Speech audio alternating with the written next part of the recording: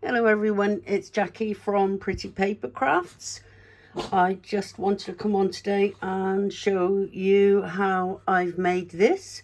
Hopefully the instructions and the tutorial are reasonable to follow, and your feedback in the comments would be appreciated, as would your clicking the like button.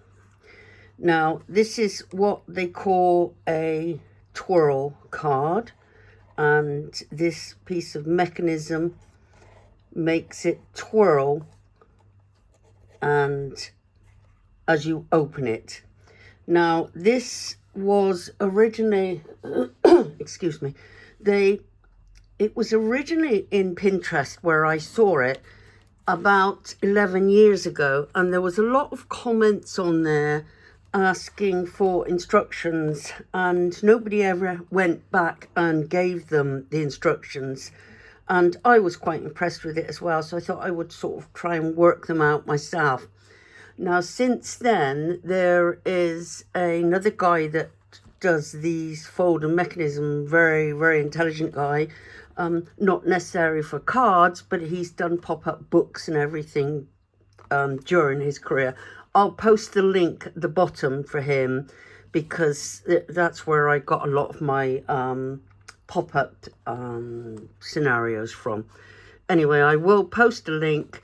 This is what we're going to be doing. It twirls as it opens, and I'm going to show you how to make this mechanism. It's like that from the top. It's like that from the inside. This twirls around automatically. As you close it, it twirls round, and then as you open it, this mechanism opens. So it won't go in a flat card, but it will go in one that's a little bit bigger. So this is what I'm going to show you how to do today. First of all, you're going to need, now I'm going to give you the measurements for this size card, which is what here in UK we would call A5 size card, and it's 7 3/4 by 5 3/4 instead of 8 by 6. Now, the reason that is because that 1/4 of an inch both ways will accept that card inside the envelope, or you could custom make your envelopes, which is what I do anyway, so it's not really a problem, but it is for some people. So this is the one I've used, but I will explain to you how you can adjust the measurements for smaller or larger or custom size. So you need your 2 pieces of card. The inside one we're going to work on, the outside one is just the cover. You need some red liner tape. Now, I use red liner tape and glue, but you certainly need the red liner tape because it just hold it that little bit stronger. You need a hole punch or similar, just to punch a couple of little holes in there, which helps the mechanism. You need a straw. Again, I've used the paper straws. They are quite sturdy. I did try the bamboo ones first of all, but they tend to crush closed. So I went back to the paper straws. They're easy enough to buy. You could, if you really wanted to, use plastic, but companies now are trying to get away from single-use plastic. So you will find the paper straws in the shops. You'll need a piece of twine. Now, embroidered silk is fine, which is, I've used this. It's not embroidered silk, but this is the equivalent of it. Or this one is just what you would tie tags on for Christmas, anything like this. Or finer. This is quite strong, but again, it's fine for what you want to do. The only thing with this thinner one is you will have to, when I get to that point, you will have to wrap it around a few more times. Just a couple more times, not lots. But if you're using cotton, which if all else fails you can, if it's a good cotton, it's fine. If it is a cheap cotton, you might find that it snags on the straw as it's opening it. So that's what you need: a length of twine, a straw, and 2 cards.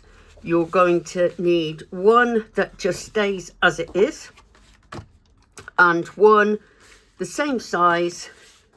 Whoops. I used a different colour card so you could see with the white against the background. So this is the size cards I've used. So if you wanted to follow it and make one up using paper first of all, then your A4 sheet or standard printer paper, if you live elsewhere, then you would be able to do it with paper. So this one you're going to put to the side for afterwards. You don't need that one yet, not until you're ready to decorate it. And this is the one we're going to be working on. So you will actually need, or you can take a template picture, but this is obviously scored here. And these are the measurements that I'm going to give you. I'm working this way because it's easier to explain to you how this is going to work. So what we're going to do is we're going to just work on this side, and this side is mirrored. So then you would just turn it round and just do exactly the same the other side. So you're going to mark, first of all, where this is 1 3/4, only comes out to 1 3/4. You need to just make that pencil line 1 3/4 out and just mark it all the way down. Now, bearing in mind, this is actually going to be inside the card, glued inside the card. So you're not going to see any of these markings, not on this side. Now, if it was that side, you would, but not on this side. So you need to draw that line 1 3/4 inches all the way down. Then you need to turn it round, and 1/2 inch in, you need to cut down from there to here. Right, now what I did do is when I done this, I also marked this side of the line, these measurements.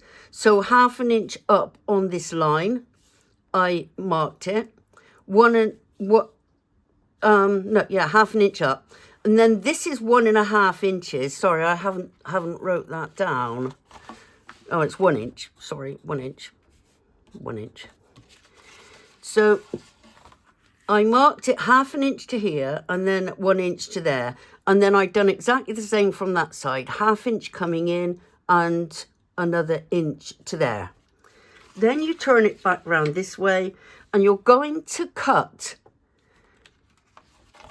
from here, from your 1 3/4 down to there, and on the same the other side. Now what I've done is I actually folded it in half and worked on it folded in half. So I've done the 1 3/4 inches.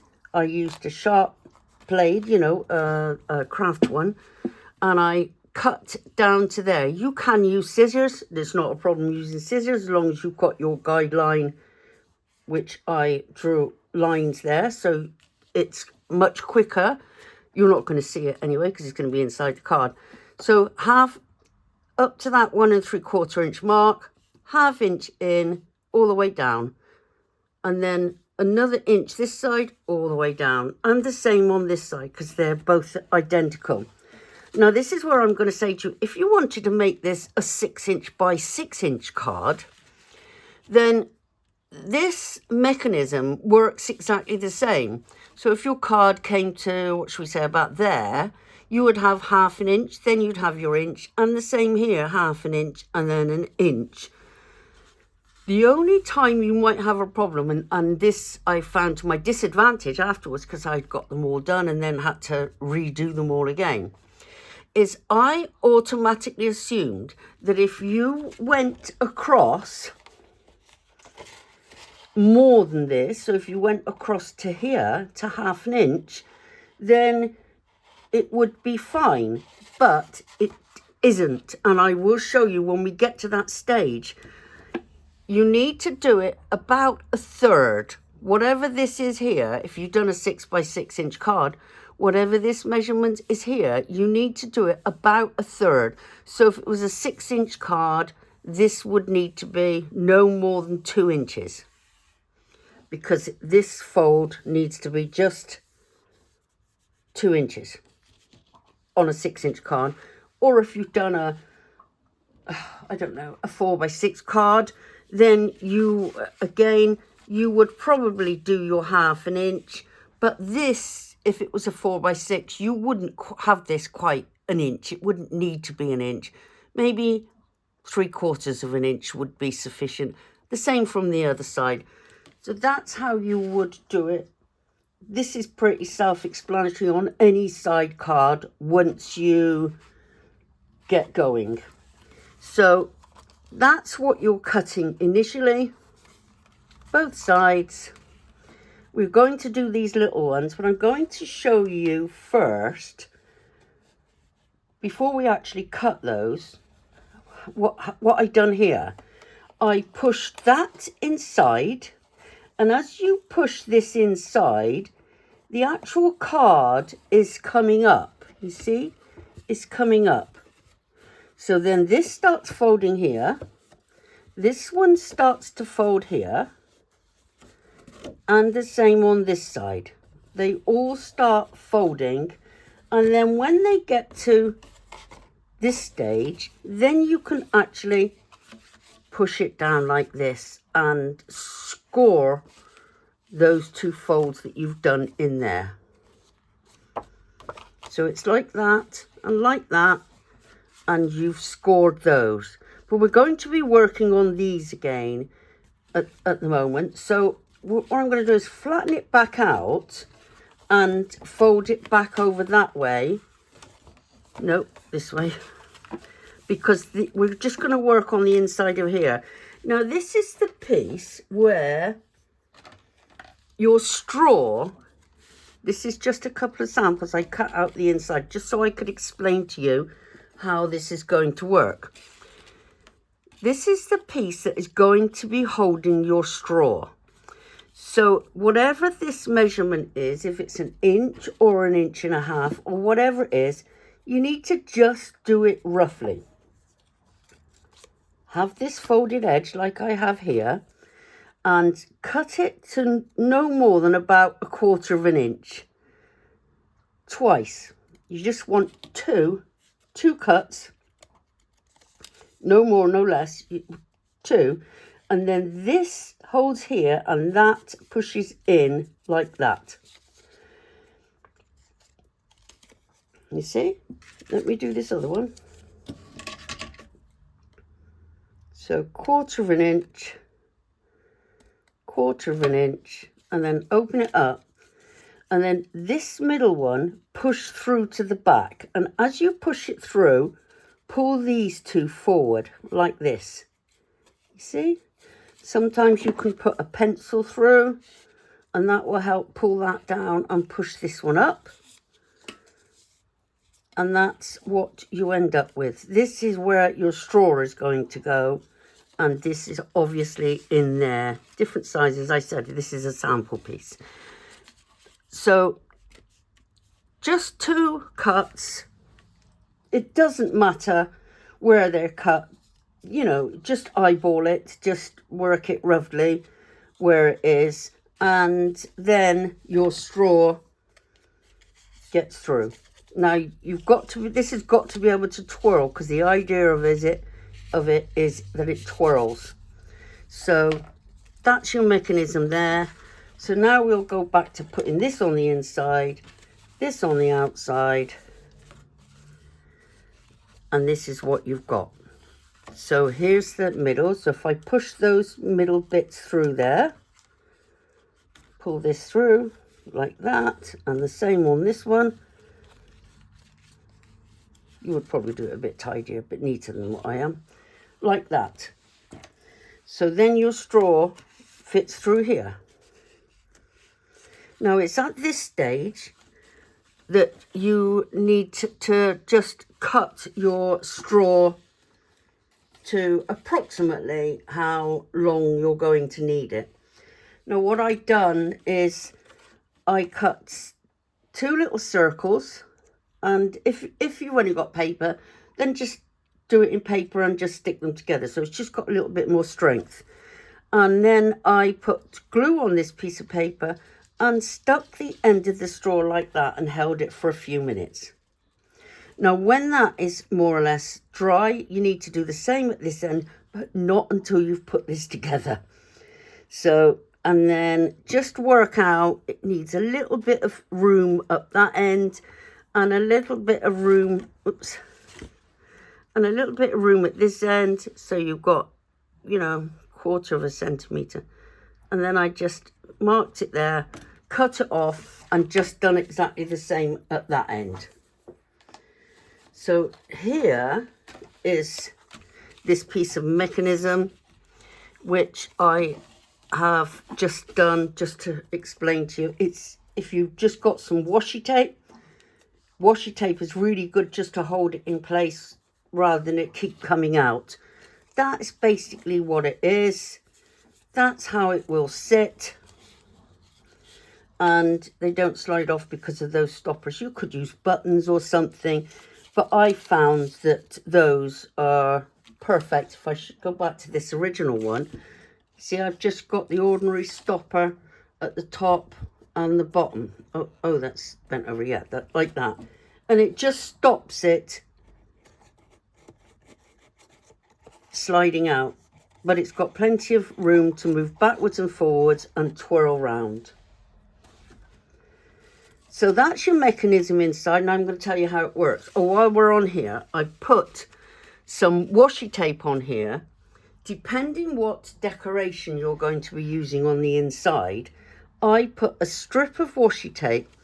Now you do have to make sure it doesn't interfere with the mechanism. So your mechanism is going to come down here, allow about 3/4 inch to 1 inch, and then put your washi tape there, and whatever you decide to use on here, just stick that on there. And I've used one on the other side. Now it doesn't match because this particular one that I used aren't mirrored shapes, but I don't think that's too much of a problem. But if you just wanted to put a star there or a heart or something like that that's symmetrical, then you could use it on both sides and it wouldn't show. I don't think that's that important. I don't think it's that much of a problem. So I just went ahead and done that. Right, so this is your mechanism. These are your stoppers to stop your straws from sliding out while you're dealing with it. And that's how I stick the middle part on. Now we're going to go to this now. This is, I pushed it through the wrong way now, look. So this has got to come through here. That's got to go through there. And that's got to go through there. Right, okay. Let me just fold it this way because that's, I folded it the wrong way.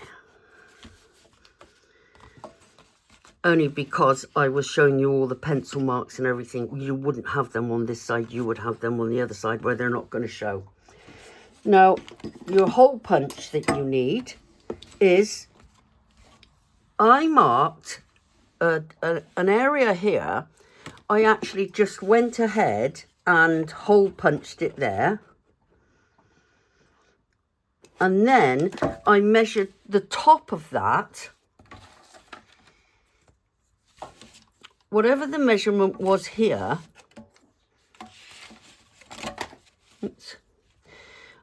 I measured the top of this, so it's about 5 centimetres at the top of the hole. And then I came across here, and then I measured the 5 centimetres at the top here, and just drew a faint line and hole punched another one, about 1/2 inch in. Doesn't matter, it's not too precise. As long as it's on this side of the card and one's on that side. Then, no, I don't think that is going to show you too much. No, so I'm going to put this back in here so you can see how the mechanism works. Now, first of all, you thread this through here, through the center one, turn it over, oops, and stick a little bit of tape on it for the time being, because you don't want it moving. So you've got like this. Then you're going to put that underneath, so you're starting off. I don't think this is that important as long as it goes round. Now, it's like that, and then I twisted it round 4 times, so it's got 4 complete loops. So that's 2, that's 3, and there's the 4.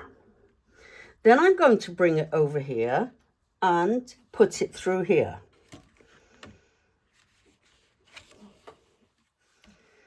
So that's what you're left with. Now, you need to pull it reasonably closed, because your card is going to be on display like that and not wide open. So if you take it to just slightly more than your 90 mark, and then just put that there and put another piece of sellotape on this one. Cut it off. That's all concealed anyway afterwards. And that's your mechanism.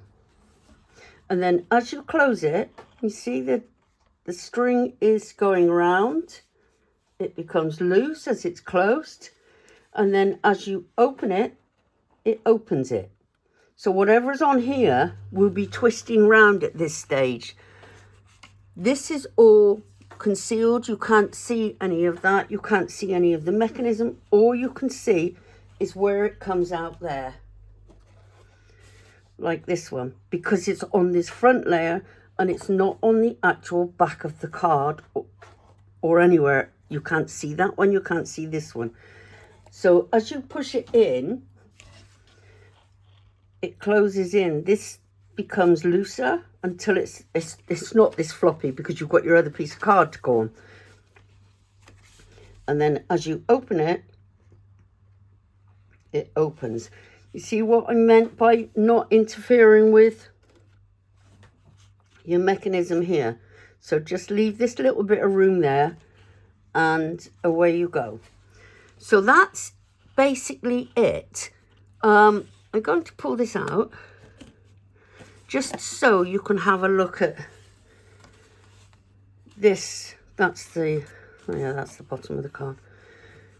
So this is it. You've got your measurements. The screenshot was at the beginning of the video, and that's your mechanism. Hopefully you can understand that. I'm pretty sure you can, but if you can't, then leave a comment and I will come back to you, or go on to my Facebook group, which is Pretty Paper Crafts, and leave a message there and I will contact you that way.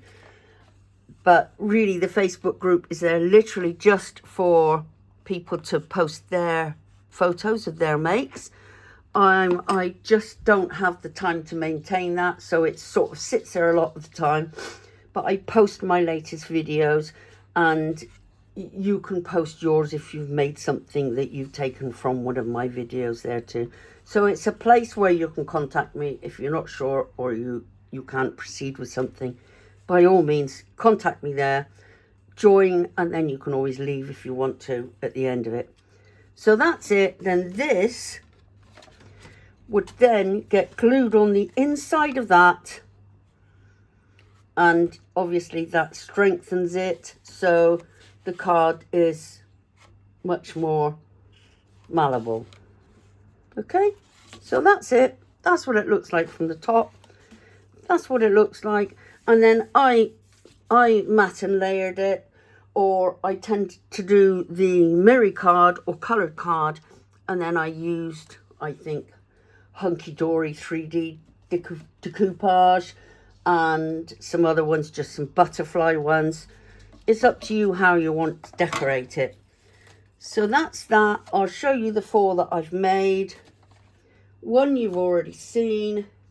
This is Hunky Dory 3D decoupage, and that's what I've done to do all this. I decorated on the back. There's a place where you can write. Oh, I did forget to mention that you would need to decorate the front of your card. That's what it looks like from the top when it's open, when it's closed, and that's what it looks like when it's open. As I said, it will fit in a card that's an envelope that's slightly bigger than this card. So I just matted it with the Miri card and then added these things on the top. So that's that one. Then I've done this one. This again was a Hunky Dory card. I've done it on a birthday one, so I didn't mind a bit of glitter. Somewhere to write on the back. Wasn't too happy with these bits here, because I should have backed them with card first to make them a little bit more durable. So, but they work. Well, a fashion they work. That one just keeps getting stuck. It would be okay if it was backed on card, but I didn't do that. So that's that one. Then I've done this one. Yes, I think most of them are Hunky Dory, actually. This is Hunky Dory. Now, this is why I said to you about a third, because I actually done my first ones a half. I thought, oh, I'd just do it a half. It'd be much nicer. But when this is closed, this half then comes up to here. And whatever you've got here sticks out the side. So I didn't reckon on that. I just thought I could easily make it a half. But no, that's no good when you go to close this, because this is only a third, but if it's a half, as you can imagine, it comes up here.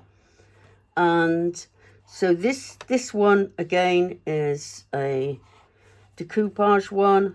That's the bottom, that's the back, that's the front, and that's the mechanism. And the final one, as you've come to expect now, would be the butterflies one. I just done die cut butterflies, matte and layered it, used the coloured butterflies, and then die cut 2 silver ones on the inside and stuck them both sides, because obviously they were mirrored. So let's see if I can turn that around.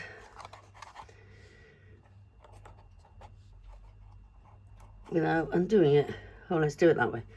So you can't see all the backing bits, and this, out of all of them, this is the perfect size to go in here.